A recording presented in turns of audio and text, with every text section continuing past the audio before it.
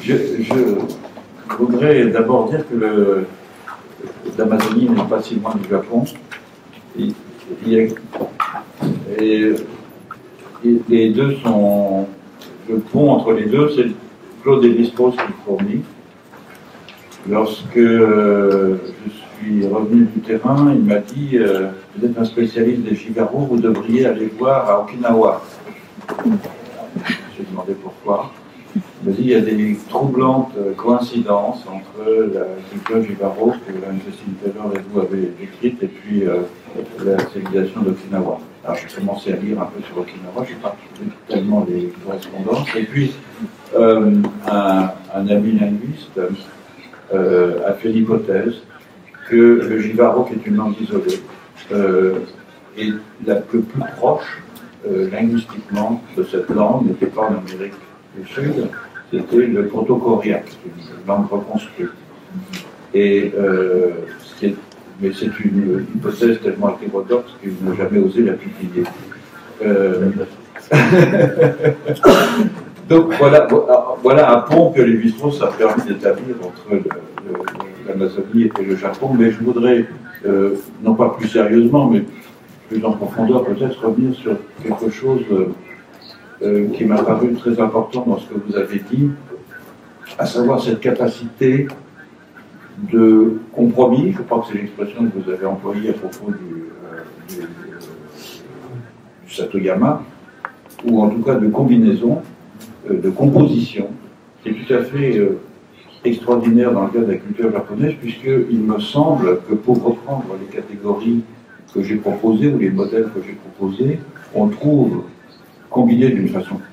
absolument originale au Japon, et peut-être comme ça a été fait nulle part ailleurs, un ensemble que j'appelle analogiste, et qu'on peut définir assez bien, vous l'avez fait d'ailleurs en parlant du bouddhisme,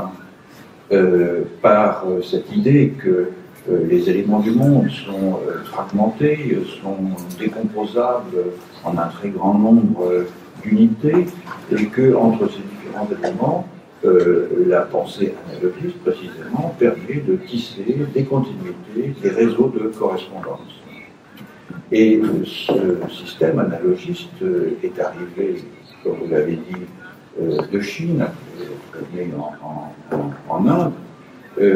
se superposant et se combinant au fil du temps avec ce qu'on a coutume d'appeler le shintoïsme, en tout cas un mode de pensée, un mode de percevoir les êtres et les phénomènes, plus spécifiquement japonais, qui évidemment évoque tout à fait la façon dont je définis l'animisme, à savoir l'idée que la plupart des êtres ont une intériorité, ont une disposition, ont une capacité intentionnelle à agir et à s'exprimer qui va bien au-delà des humains, et qu'en même temps, chacun de ces êtres est doté de dispositions physiques qui lui sont particulières et qui ouvrent accès à des mondes particuliers. Et la pensée japonaise, attendant pour le peu que l'on connaît en tout cas, mais je pense que ce que vous avez dit confirme dans cette idée,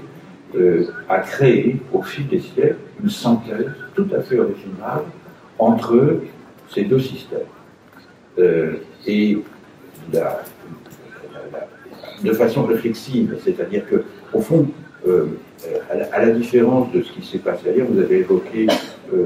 les chasseurs-cueilleurs, des choses comme ça, à la différence de ce qui s'est passé ailleurs, il y a une tradition de lettré, il y a une tradition réflexive dans la pensée japonaise, qui a mis en forme non seulement la dimension animiste, mais la combinaison entre ce que j'appelle l'animisme et l'analogie, et qui, vous l'avez dit admirablement, au moment de l'ère Meiji, a rencontré frontalement ce troisième mode d'identification qui est le naturalisme, au moment même d'ailleurs où il était en train de se stabiliser et de prendre sa forme définitive en Europe, puisque c'est une évolution tardive, le naturalisme s'est constitué au fil des siècles, mais il ne prend sa forme définitive en Europe qu'à la fin du XIXe siècle, avec la séparation épistémologique entre les sciences de la nature et les sciences de la culture. Et au fond, tout le travail, je pense que vous tout à fait raison de citer Nishida, tout le travail des philosophes japonais à partir de la fin du XIXe siècle a été d'arriver à confronter en quelque sorte cette troisième arrivée. C'était beaucoup plus difficile à traiter que la deuxième, qui était peut-être l'arrivée de l'énergie. Donc c'est une façon très schématique, simpliste de présenter les choses, mais je pense que, encore une fois, pour le peu que j'en connais, il me semble avoir perçu dans ce que vous disiez quelque chose dans cette direction. Il y a dans la pensée japonaise quelque chose de tout à fait extraordinairement original dans cette capacité précisément, que nous, alors nous avons tendance à dire oui, d'arriver à combiner la nature et la culture, de penser que les humains sont dans la nature, enfin, ce sont une terminologie qui est tout à fait inappropriée, bien sûr, parce qu'il ne s'agit pas véritablement de cela, mais en tout cas d'avoir opéré cette synthèse, cette combinaison difficile, hein, et avec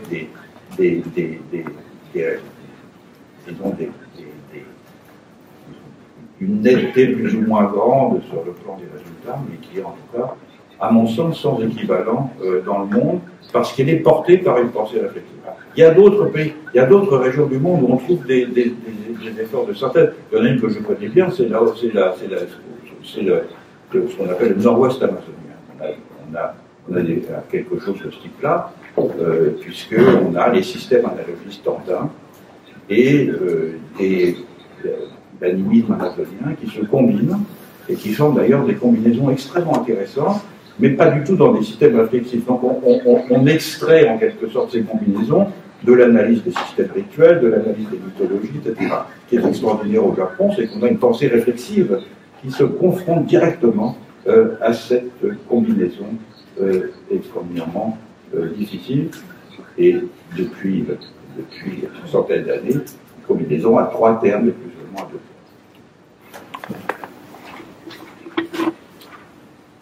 私はパリに訪れるためにレヴィストロース氏に会うことができました。ですから3回も会うことができたんです。でこの話をフランス人の友人にしますと、あの気難しいレヴィストロースさんどうしてそんなに面識もなかった日本人に会ったんだ、君は少しおかしいって言われましたけれども、人類学をやってる他の友人が、それはレヴィストロースが君のことをアマゾンの原住民と同じだと思ったからだつまり私がレヴィストロースは日本の文化について質問してきましたが、それについて語るととても嬉しそうに話していました。この机の上で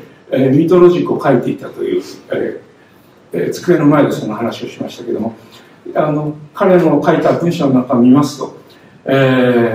毎朝、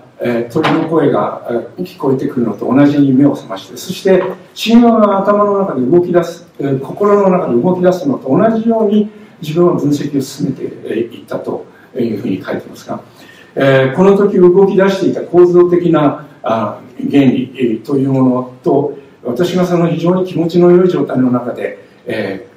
スポンテニアスに語っていた日本文化の特性と言われるものは、確かに彼の興味を引いたのかもしれません。ですから、私は、反省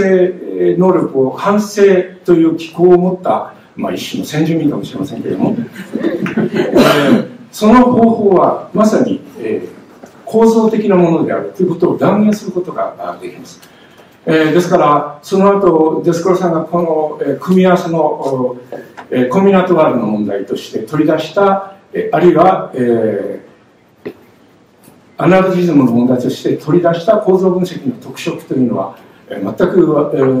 この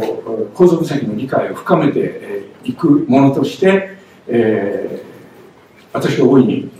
最近利用させていただいて、むしろ利用させていただいている視点でも、あります。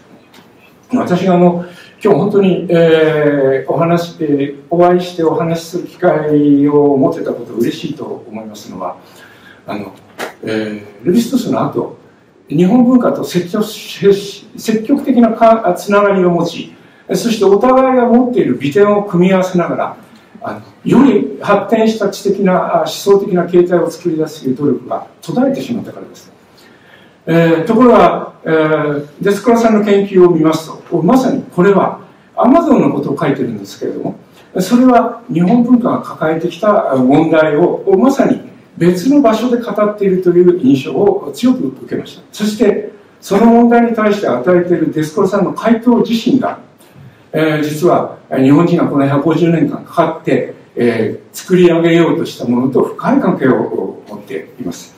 その意味で私はフランスの人類学ともう一度日本の文化が深い関係を取り戻してもらいたいと考えています。その意味でビュテルさん、これからここでそういう場所を作っていっていただきたいと思います。Bien. Cette fois, je crois qu'on va vraiment terminer. Merci beaucoup à tous.